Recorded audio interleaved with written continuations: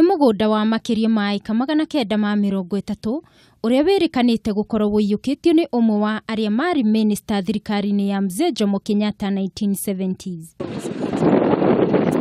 Muikariri giti wa kamiti ya ambunge igii migunda Rachael Nyamai niwe uhithuritio uhoro uyu. And the petitioners say that this is the land where they were supposed to be settled.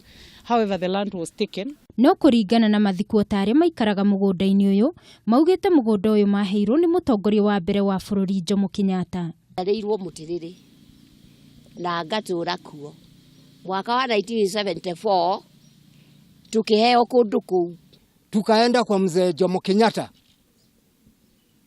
Mzee mwenyewe tulimpatia habari, aliona vile ambao tumepigana na wakoroni, akasema sisi tukule matunda ya uhuru. Nyamai augite ni magakorwo na giikaro wa kana kiumia giukite na kamiti nene ya migunda niyo NLC hamwe na ministry ya migunda niguo kunina thina uyu.